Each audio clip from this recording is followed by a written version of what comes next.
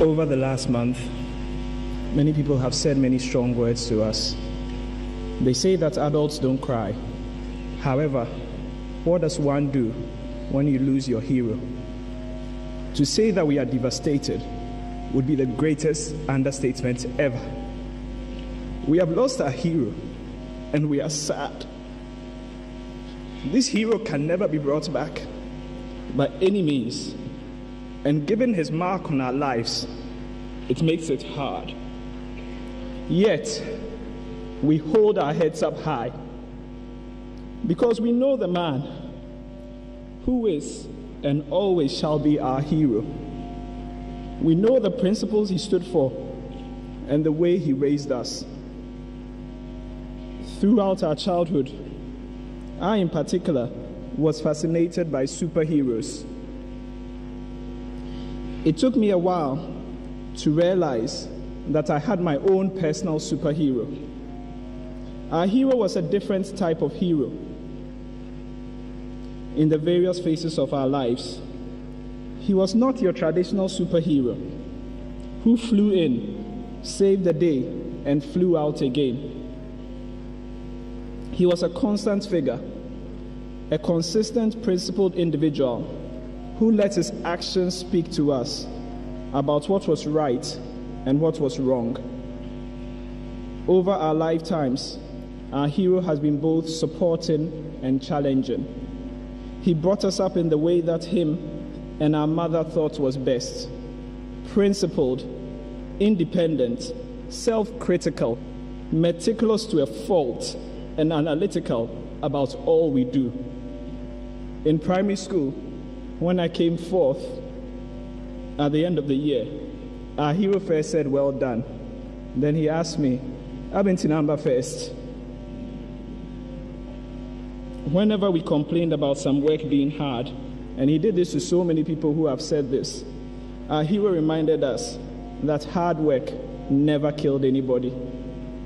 Yet when we truly required someone to be a rock of support for us, our hero was there. He gave us immense responsibilities early on in life, such that we would learn several important lessons. At relatively young ages, he taught us to be fair in all we did and to be kind to all we met. This hero was different from the start. The other thing we soon learned growing up, that was our hero wasn't necessarily exclusive to us. Several people spoke to us about heroic efforts he had made for them. From the various people he taught to the numerous people he helped whilst he was in the Ministry of Finance, to those he met later on in life and clearly left a mark on. In the last few weeks, we have heard many stories that range from the incredibly absurd to the hilarious. We have learned how our hero facilitated things such that GBC was able to broadcast Italia 90 so we could all watch the World Cup. We have heard how our hero was instrumental in the financing of the cardio center in Kolebu. We have heard about currency swaps he organized. We have heard about his helpful work with MIDA, how he facilitated ammunition for soldiers in need, how he always spent within his yearly budget every office he was in. Several bank chairpersons have come to us and they have told us how influential he was in their setup. We have learned even about when a friend needed him, he did some spy work for the friend. Above all, we have heard numerous stories about his incorruptible nature and how he did so much for so many individuals and businesses without asking for a pesewa. The mark of our hero, the man, was that he hardly ever talked about some of these achievements to us, his family. His nature meant that he never boasted about these achievements. Like a true superhero, he was disguised to even those of us who knew him best. Our hero was a hero to all, and he was hidden in plain sight of all of us. We know our hero has gone to a better place. However, it does not take away from the fact that we have lost our hero. Though we have lost our hero, his legacy remains in those of us whom he raised and trained to be principled, to be meticulous, to be diligent, and to be independent-minded in all we do. Today, I stand here and boast proudly about my father, my firewall, my superhero, who is better than all those I used to adore as a child. All those who have had significant interaction with our hero understand that today we pay tribute to one of the greatest heroes of them all, the greatest daddy ever. Rest in peace, Daddy. Rest in peace.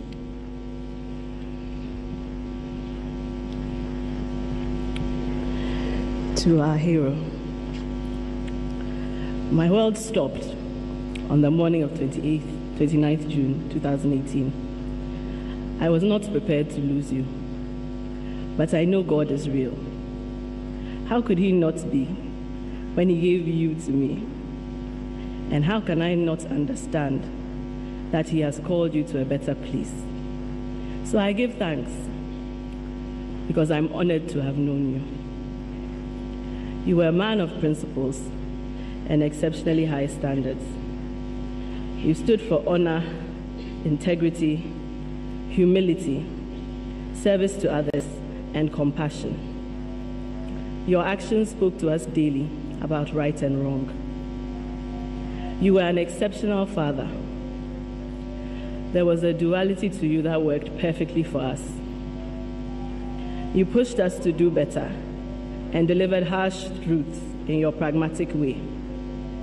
You were also very supportive and nurturing. In my lowest moments, when I beat myself up for falling short of the standards I had set for myself, you were the epitome of care and concern. You provided everything, from pep talks to boost morale, to a listening ear, to ice cream or chocolate, to advice and guidance. Above all else, you were relatable. No topic was off limits. In conversation, you shared with us your childhood, your successes, and your shortcomings. You often found the trappings of power bothersome, as they interfered with your ability to run errands with your grandchildren unnoticed. You weren't one for standing on ceremony and preferred to relax formalities whenever possible. You were a planner, and you encouraged us all to plan with you well into the future. In a way, this makes the days ahead harder to bear, because we had many goals set and many tasks yet to accomplish. We will execute as many of these as we can. While I will miss these defining traits, more than anything else, I will miss the everyday things that were so characteristic of you. I will miss answering your brief and to-the-point phone calls and hearing the words, "Ache, quick one," and your unannounced trips to our home on Saturday mornings because you had missed your grandson, Kwamena, even when you had spent the afternoon with him the day before. I will also miss watching the closeness and tenderness that you and Ma shared and poking fun at how conjoined you were. In keeping with your practice of brevity, I'll end here with the words of St. Paul, which you used so many times. May God our Father give you peace and grace. Nyame mfa okransi.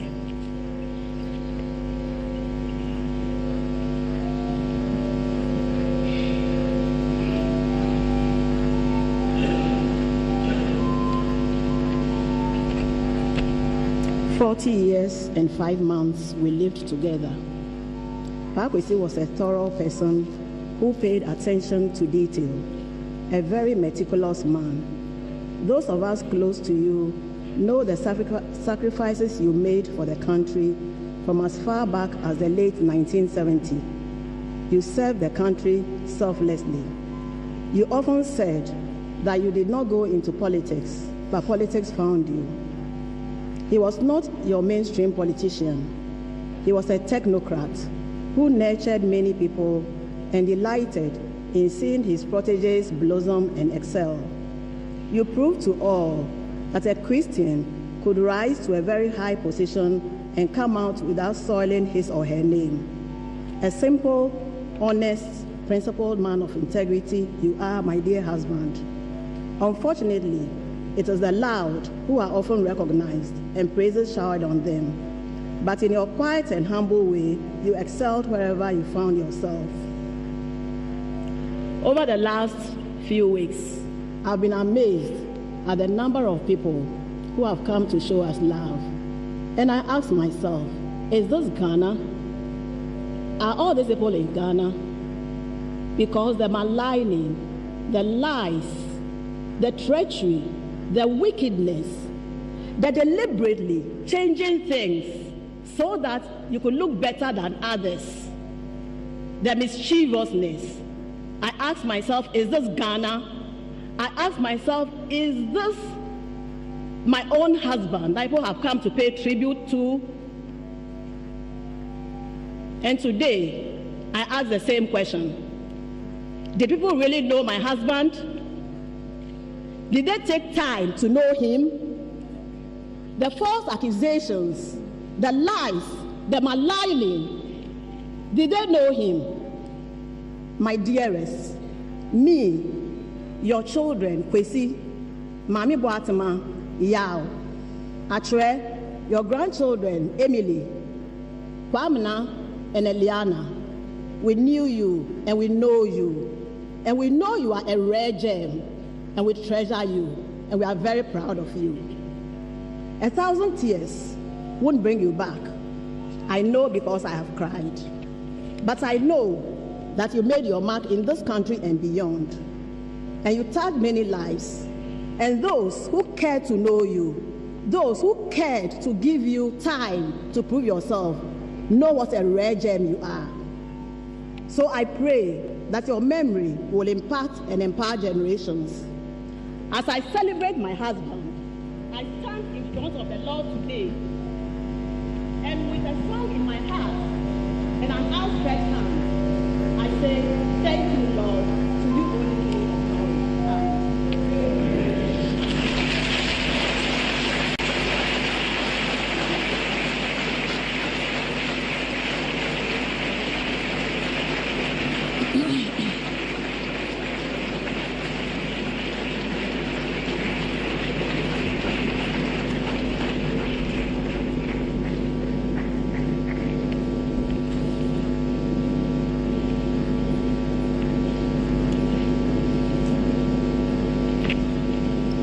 Paa Kwesi, as a true Methodist, loved our hymns.